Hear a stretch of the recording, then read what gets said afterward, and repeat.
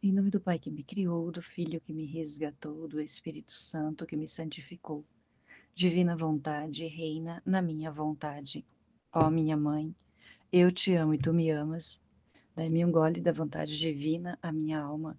Me abençoa, mãe, para que todas as minhas ações sejam feitas diante dos vossos olhos maternais. Amém.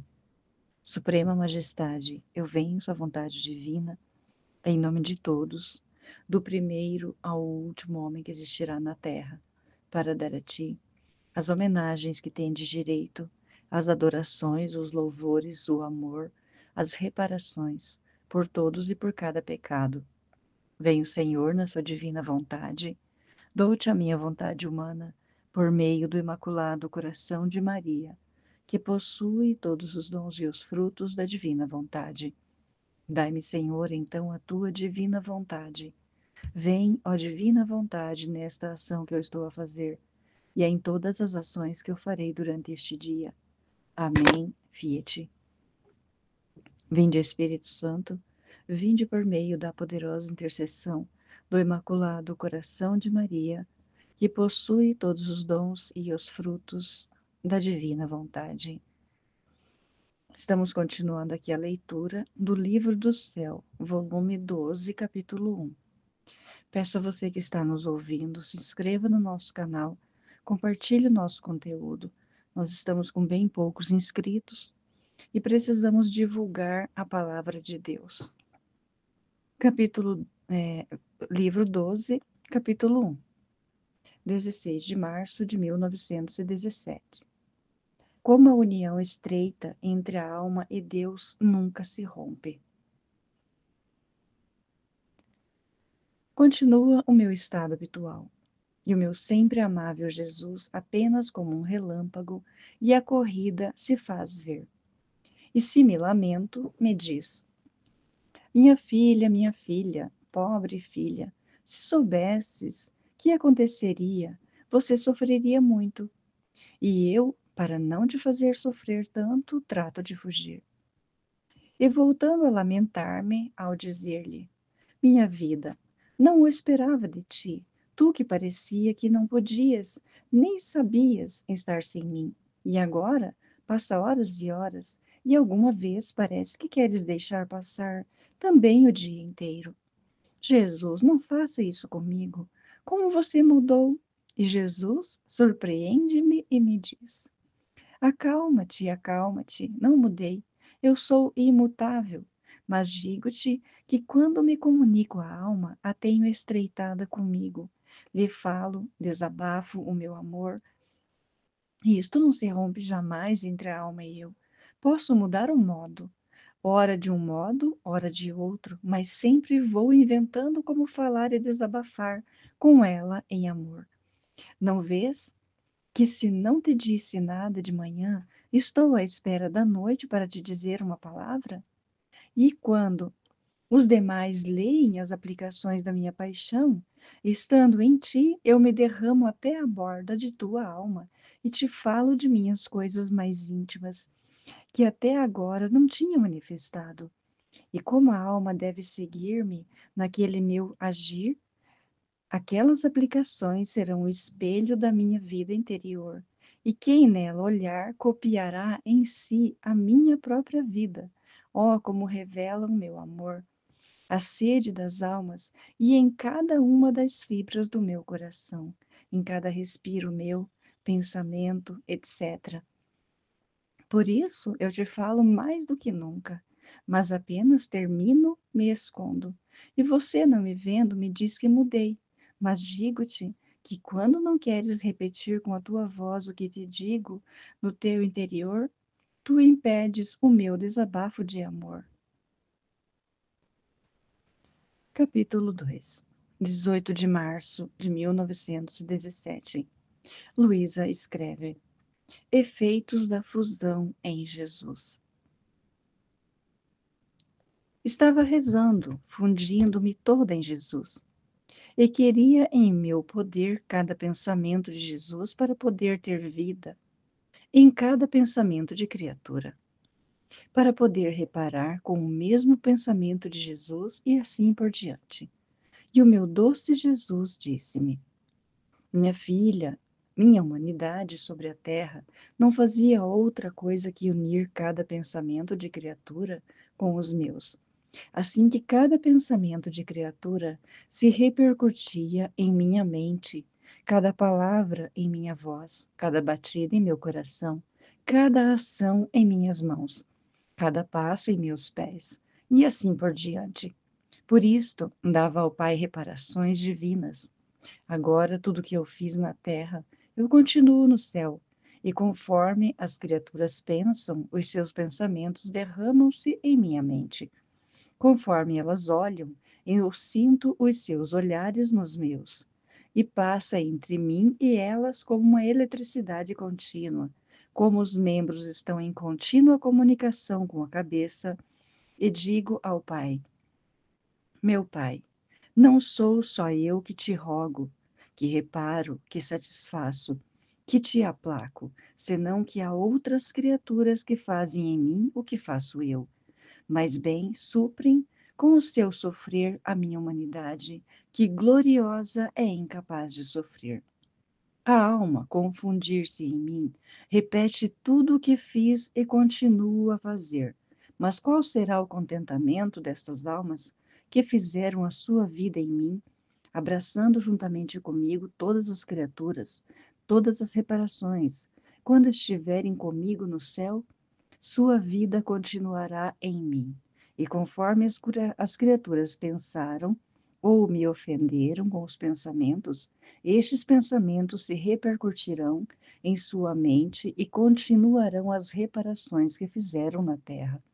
Serão junto comigo diante do trono divino as sentinelas de honra, que conforme as criaturas me ofenderam na terra, elas farão as ações opostas no céu, vigiarão meu trono, terão seu posto de honra, serão as que mais me compreenderão, as mais gloriosas. A sua glória estará toda fundida na minha e a minha na delas. Assim que a tua vida estiver toda fundida na minha, não faças nenhum ato que não o faças para passar em mim. E cada vez que te fundires em mim, derramarei em ti nova graça e nova luz. E me farei vigilante sentinela do teu coração, para te manter afastada qualquer sombra de pecado. Te guardarei como a minha própria humanidade. Enviarei aos anjos que te façam coroa, a fim de que fique defendida de tudo e de todos.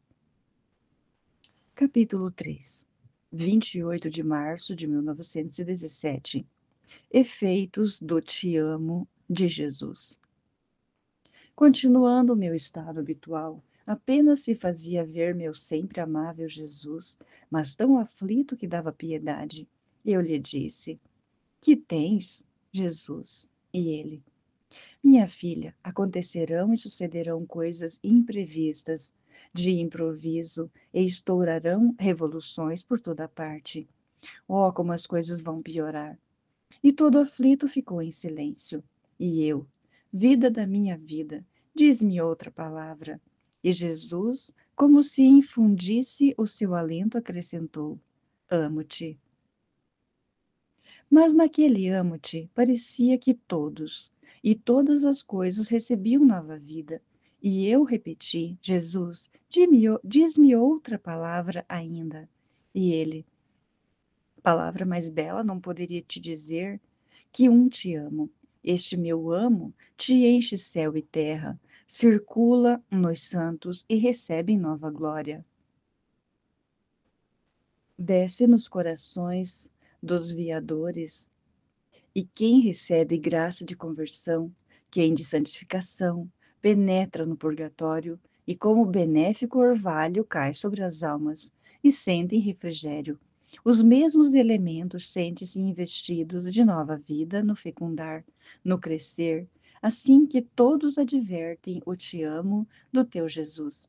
E sabe quando a alma atrai a si um te amo meu? Quando, fundindo-se em mim, toma a atitude divina e, se perdendo em mim, faz tudo o que eu faço. E eu, meu amor, muitas vezes é difícil ter sempre esta atitude divina. E Jesus, minha filha, O que a alma não pode fazer sempre com os seus atos imediatos em mim, pode supri-lo com a atitude de sua boa vontade. E eu a estimarei tanto que me farei sentinela vigilante de cada pensamento, de cada palavra, de cada batida, etc. E os cortejarei dentro e fora de mim, olhando-os com tal amor como fruto do bom querer da criatura.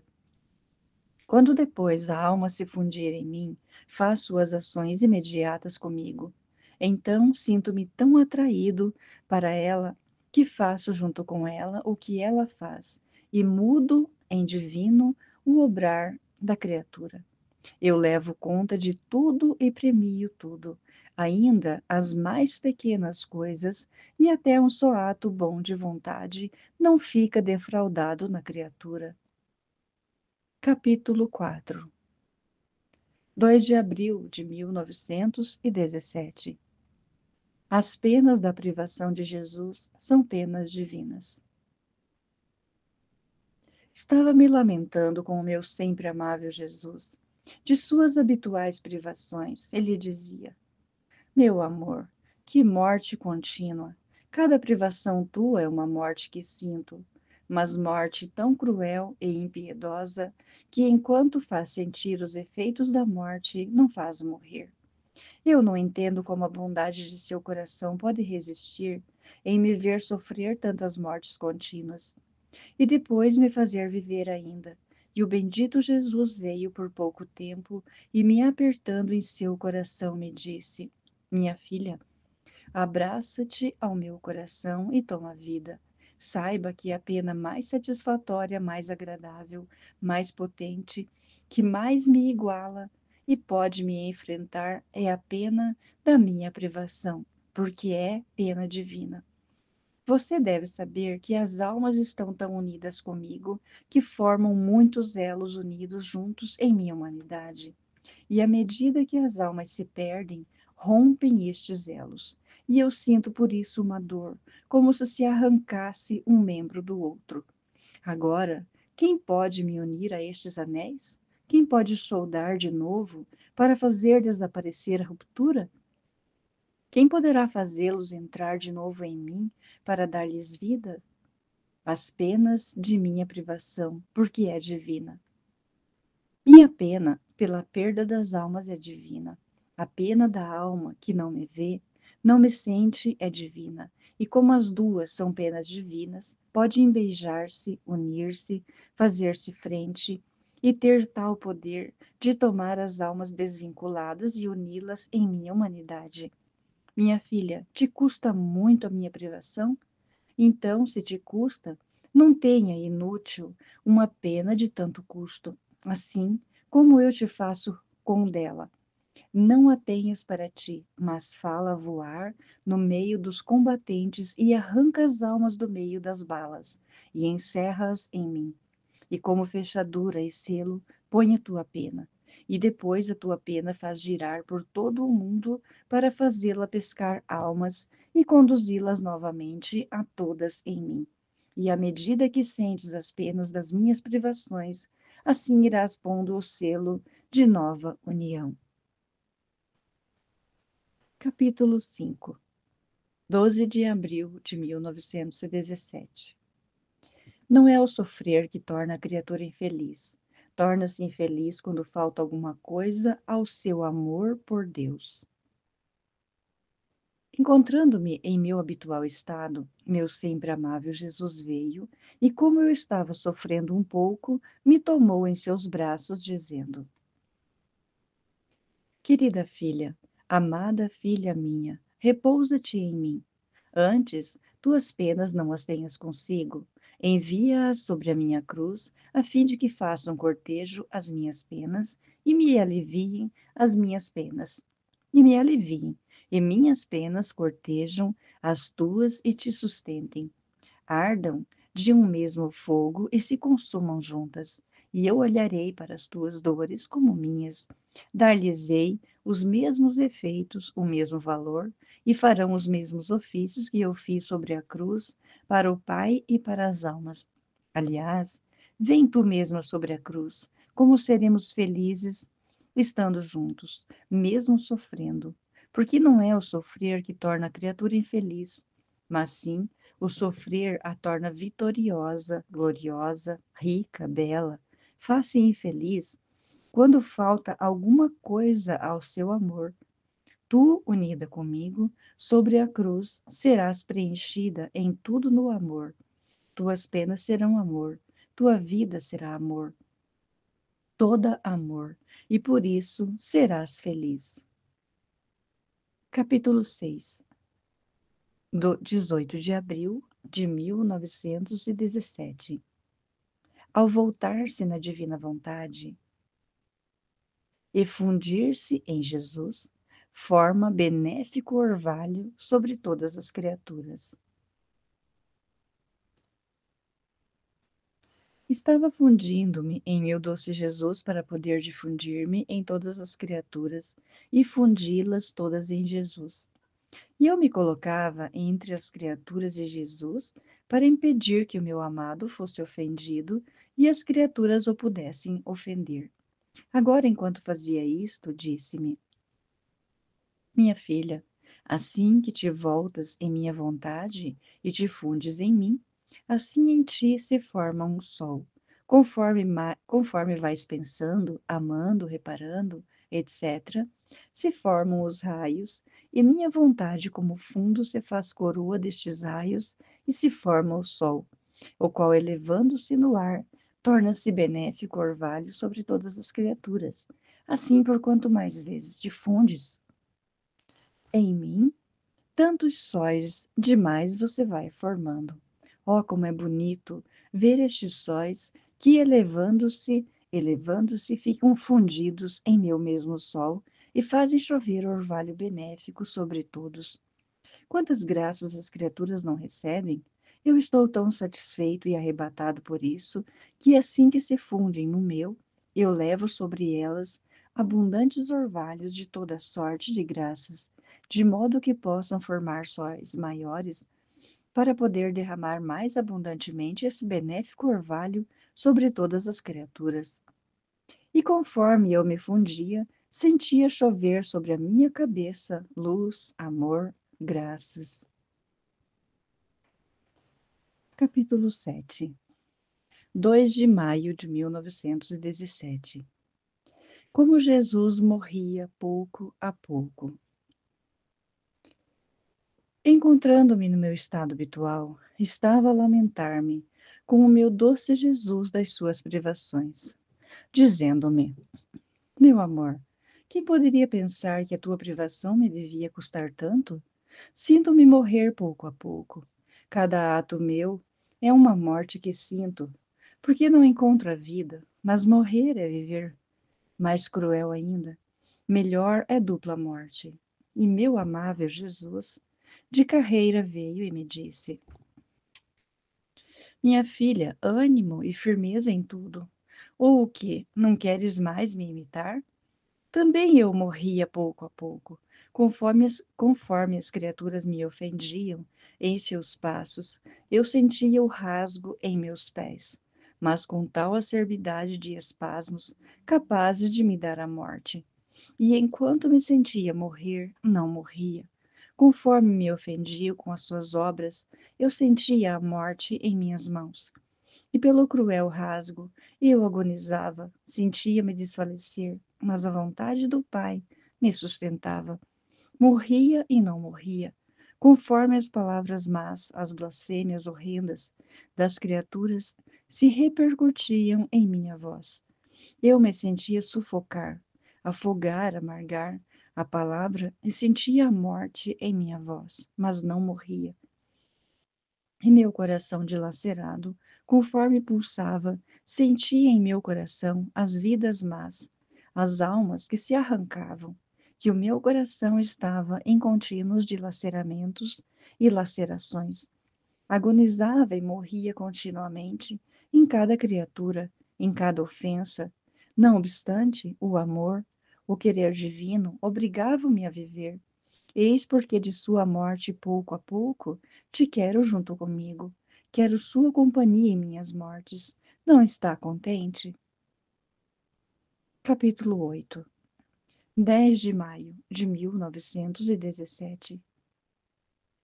Com o seu respiro, dá movimento, a vida a todas as criaturas. Continuando meu pobre estado, segundo o meu costume, buscava fundir-me em meu doce Jesus.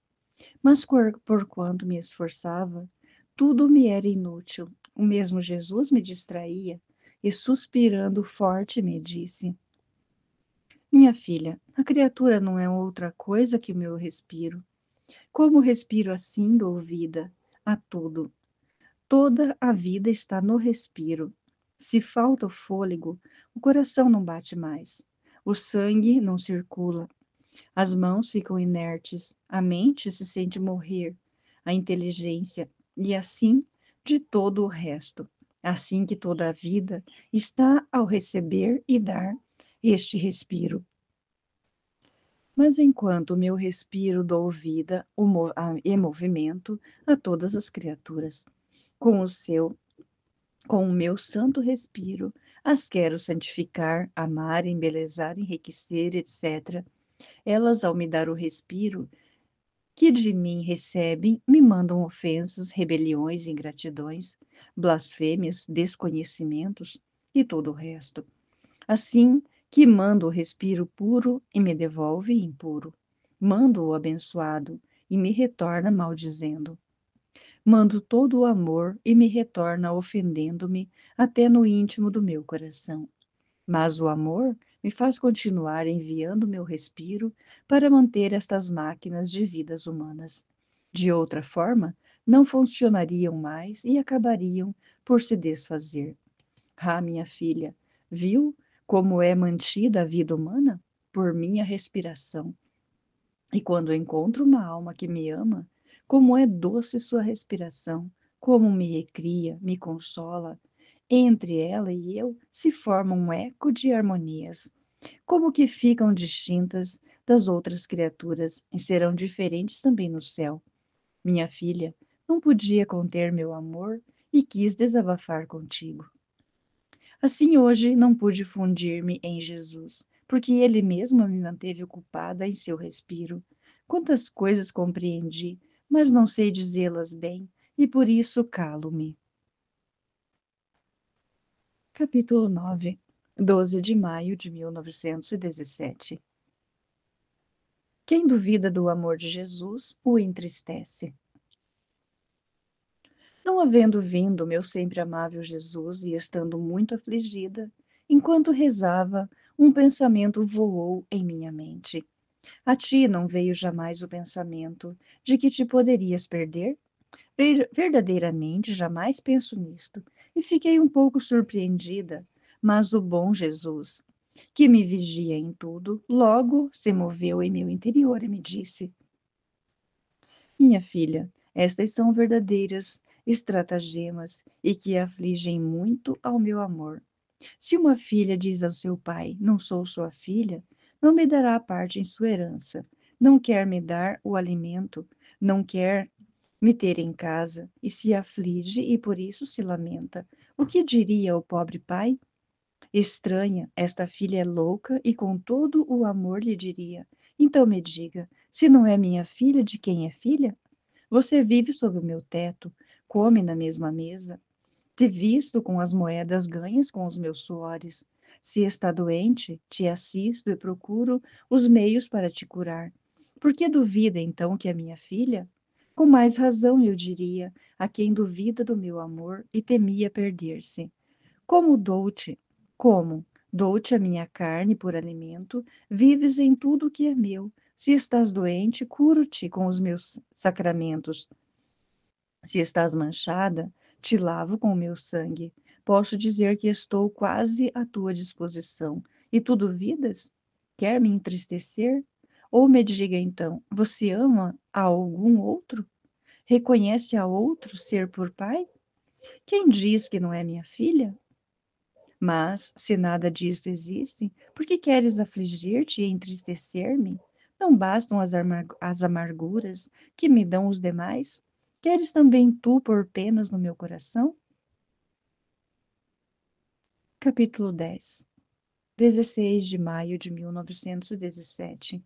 Efeitos das horas da paixão.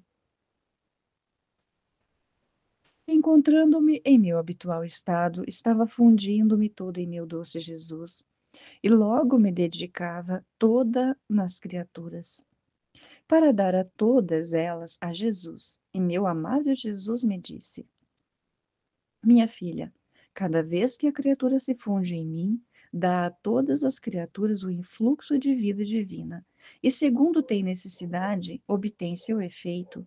Quem é débil sente a força, quem é obstinada na culpa recebe a luz, quem sofre recebe o consolo, e assim de todo o resto. Depois me encontrei fora de mim mesma. Me encontrava no meio de muitas almas que me falavam. Pareciam que eram almas purgantes e santos, e nomeavam uma pessoa conhecida minha, morta não fazia muito tempo, e me diziam: ele se sente feliz ao ver que não há alma que entre no purgatório que não leve o selo das horas da paixão.